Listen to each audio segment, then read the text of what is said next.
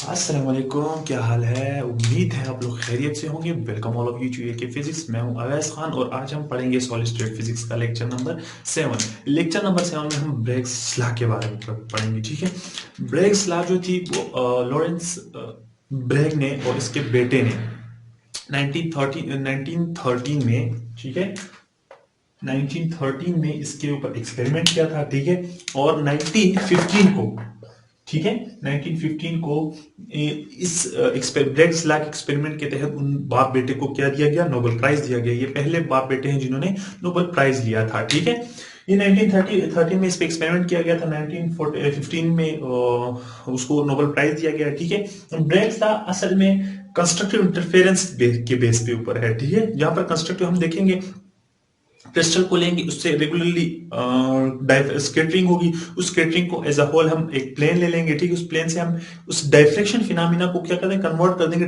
Consider करेंगे उस diffraction phenomena का as a whole what, reflection. ठीक है, अच्छा, ब्रेग्स लॉ हमें बताती क्या है, ब्रेग्स लॉ हमें बताती है कि एक्स रेज क्या है, वेव्स हैं। फर्स्ट वन बात, तीन बातें बताती है। ठीक है, द सेकंड वन बात हमें बताती है कि रेगुलर अरेंजमेंट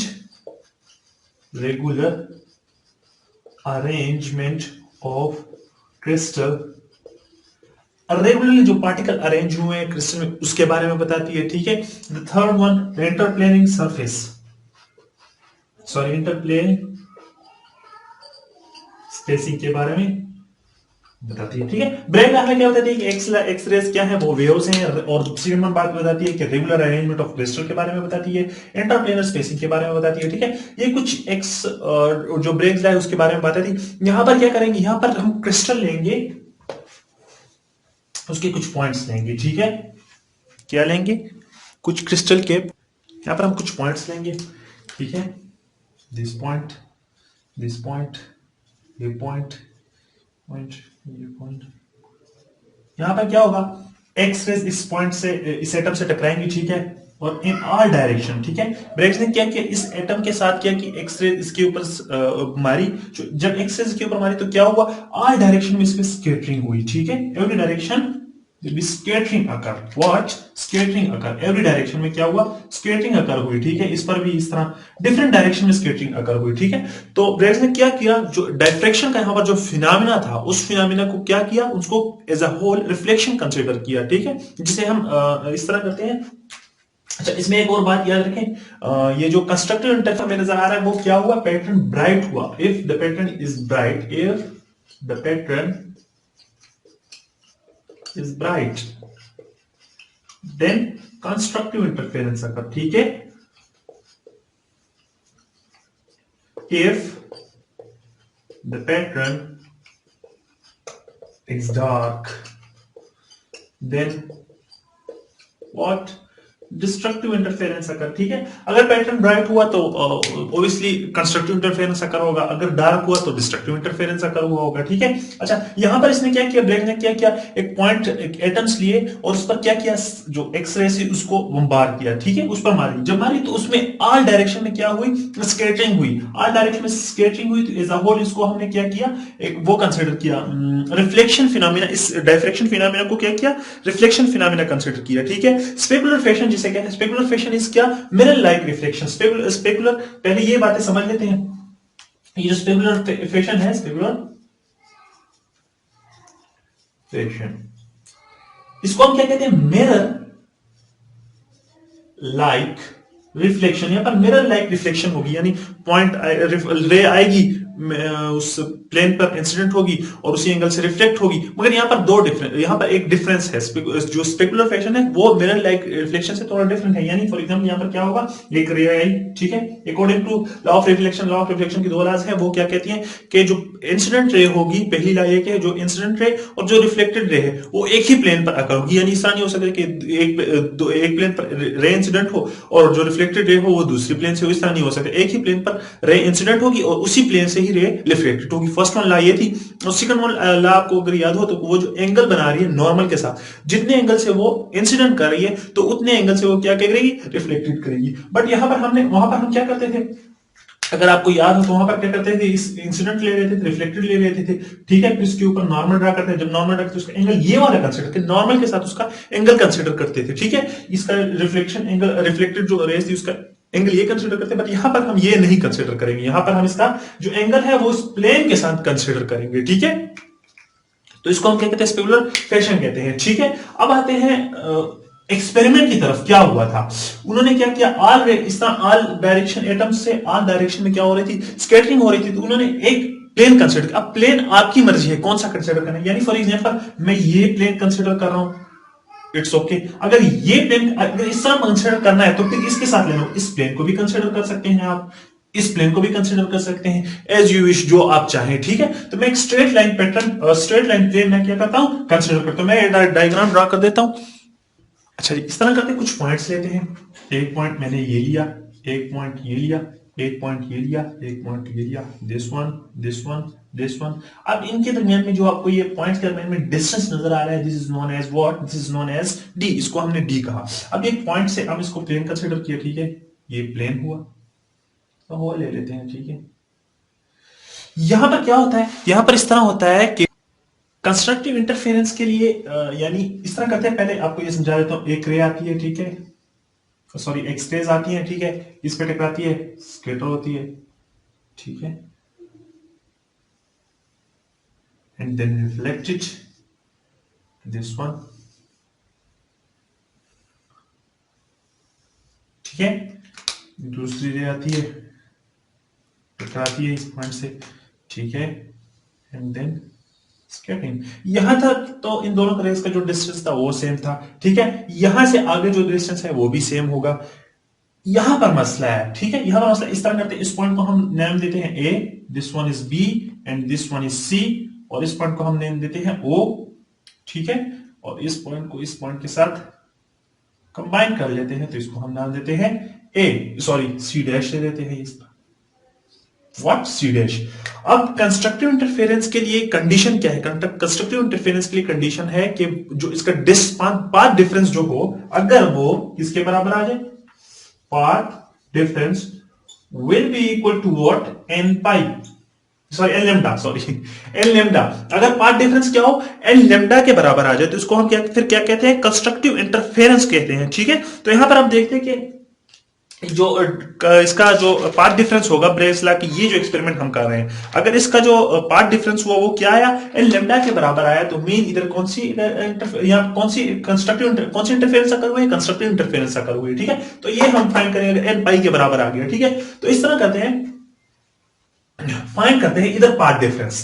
अब यहां पर देखिए ये जो आपको डिस्टेंस नजर आ रहा है, ये O to B, this is what, this is the distance between two atoms, या the distance between two points, and what we call it D, उसको हमने क्या नाम दिया है, D नाम दिया है, ठीक है। तो अब यहां से A से लेकर ये C तक ये पॉइंट, यहां पर पाथ डिफरेंस आ रहा है, ठीक है। तो ये देखिए A से ये पॉइंट है, अगर मैं आपसे कहूं कि ये डिस्टेंस है और ये डिस्टेंस है, एक ये डिस्टेंस है, यानी अगर मैं कहूं ये वाला पॉइंट, ये 5 मीटर का डिस्टेंस हुआ, फॉर एग्जांपल ये 3 मीटर का हुआ, अगर मैं कहूं कि इनमें डिफरेंस ये जो है ये कितना है, तो आप क्या करेंगे, ये बड़े वाले को 5 को क्या करेंगे, 3 से माइनस कर देंगे, ठीक है, ऑब्वियसली। अब इस तरह करते हैं हम यहां पर यही फिनोमिना सिंपल है, यही ट्रिक है जो फिनोमिना है हम यहां पर अप्लाई करेंगे। ये देखिए ए से बी तक का डिस्टेंस हुआ है, फिर बी से सी तक का, ठीक है। तो हम क्या करते हैं, ये टोटल डिस्टेंस जमा कर देते हैं, A B plus what, B C, ये डिस्टेंस हमने जमा किया, ठीक है, टोटल। और इस टोटल को हम किससे माइनस कर देते, ए माइनस माइनस इंटू माइनस ए सी डैश। देखिए सिंपल सी बात है, ए बी और बी सी का डिस्टेंस हमने जमा किया, ठीक है, और उसको ए सी डैश से क्या किया, माइनस कर दिया, तो हमारे पास जो इधर पाथ डिफरेंस है वो आएगा, ठीक है। ये क्या आएगा, हमारे पास पाथ डिफरेंस आएगा, और ये अगर कंस्ट्रक्टिव इंटरफेरेंस है तो ये मस्टली किसके बराबर होगा, व्हाट, एन पाई के बराबर होगा, सॉरी एन लेम्डा के बराबर होगा, ठीक है, ये एन लेम्डा के बराबर होगा। अब यहां पर हम क्या करेंगे, ठीक है, ये कंडीशन है। अब यहां पर हम इसमें से 3 ट्राइंगल्स लेंगे ताकि हम इसके क्या कौन कौन से कोऑर्डिनेट सॉरी कौन कौन से ये कंपोनेंट फाइंड कर सकते हैं, A B, B C and A C dash, ठीक है। अब ए बी फाइंड करने के लिए हमें क्या करना पड़ेगा, ये वाला ये कंपोनेंट, तो हम ये वाला ट्राइंगल लेते हैं A. Here we consider the 3 triangles. What are the 3 triangles, हमने कंसीडर किया, क्यों हम कंसीडर करें, क्योंकि ए बी की वैल्यू फाइंड करनी है, बी सी की वैल्यू फाइंड करनी है और ए सी डैश की वैल्यू फाइंड करनी है। सबसे पहले ए बी की वैल्यू फाइंड करने के लिए हमें क्या करना पड़ेगा, कौन सा ट्राइंगल लेना पड़ेगा, O A B, okay, triangle first one O A B.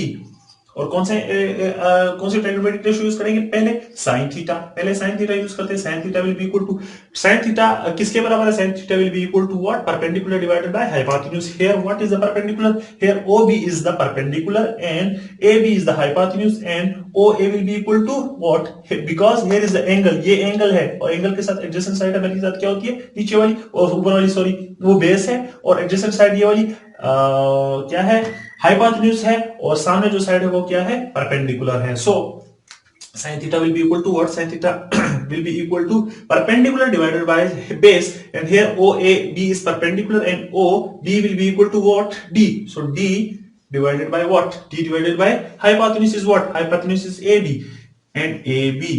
Now we will find what, we find the AB. So multiplied AB will be equal to what, D over sine of theta. Yes. Now the second triangle, now we find the BC. BC is this. So we consider the triangle what? The second triangle will be equal to OBC. We consider triangle OBC. ठीक है, हमने OBC का triangle consider कर लिया, ठीक है। अब यहाँ पर हम कौन से एंगल यूज, कौन से ट्राइगोनोमेट्रिक रेशियो यूज करेंगे, सॉरी एंगल यूज करेंगे, साइन थीटा का यहाँ भी यूज करेंगे and sine theta will be equal to what, sine theta will be obviously be equal to what, perpendicular divided by hypotenuse and here OB is what, perpendicular, BC is what, hypotenuse and OC is what, base. So BC here we consider that OB is what, perpendicular what, D.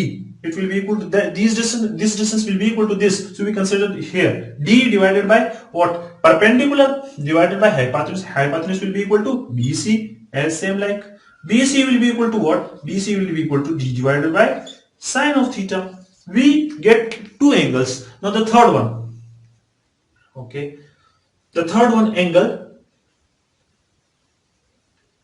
I wrote, okay, third one जो एक angle में ऊपर लिख देता हूं, BC will be equal to D divided by sine of theta, ठीक है।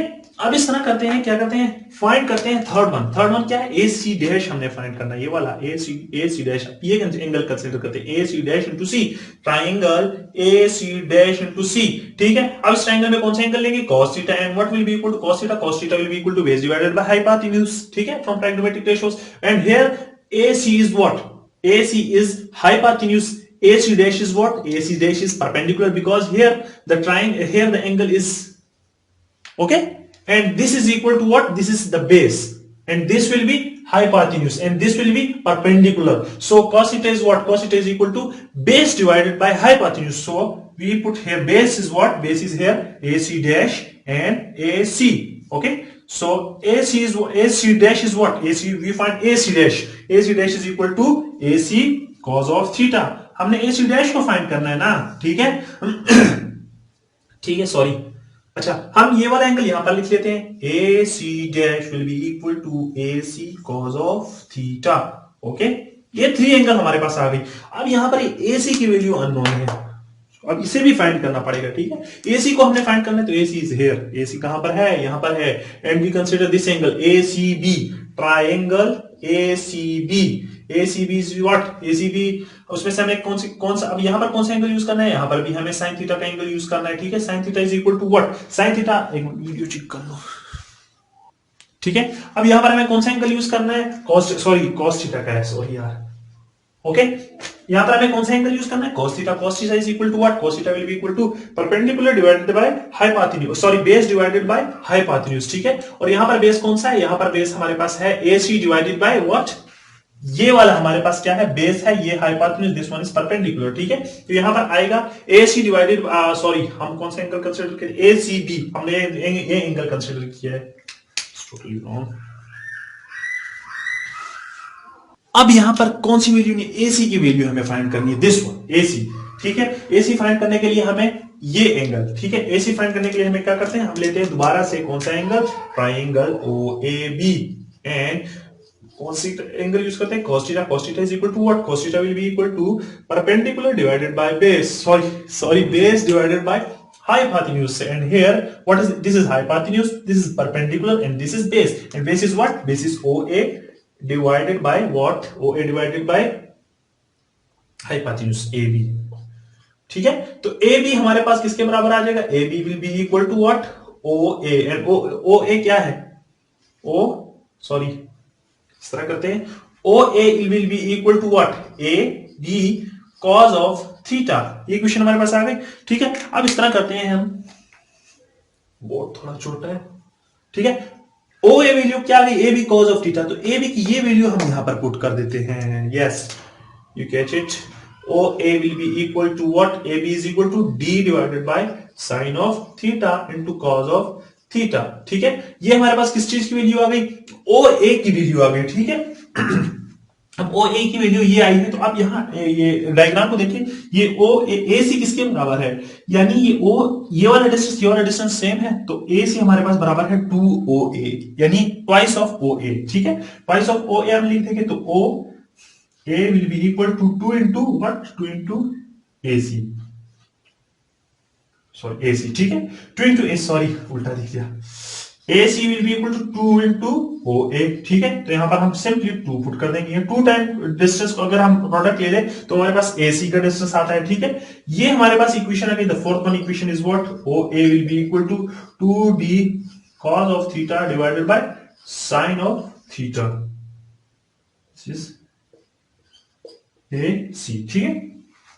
AC का डिस्टेंस जो है वो OE के 2 टाइम है, यानी OE का डिस्टेंस, OA का डिस्टेंस ये आया था, और AC का डिस्टेंस 2 टाइम ऑफ OA है, सो हमने उसके साथ 2 मल्टीप्लाई कर दिया। अब हमारे पास ये 4 इक्वेशंस आ गए, इससे हम इक्वेशन फाइंड कर सकते हैं। अब इस डायग्राम की हमें कोई जरूरत नहीं है, ठीक है, इस डायग्राम की हमें कोई जरूरत नहीं, हम इस तरह करते हैं, इसको मिटा देते हैं,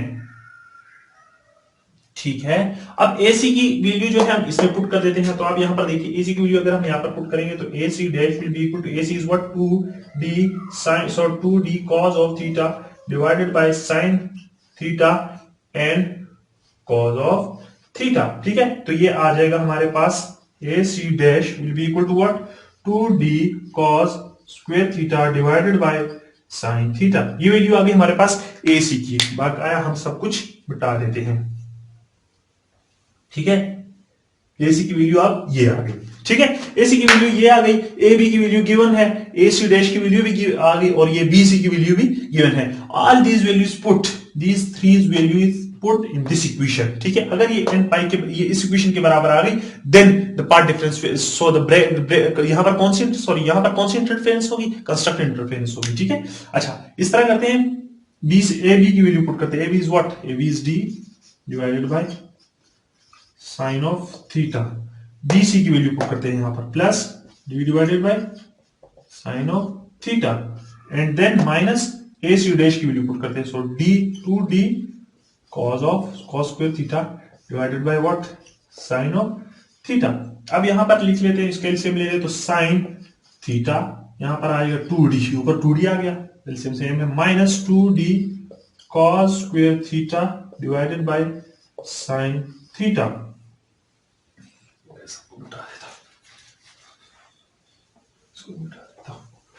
ठीक है,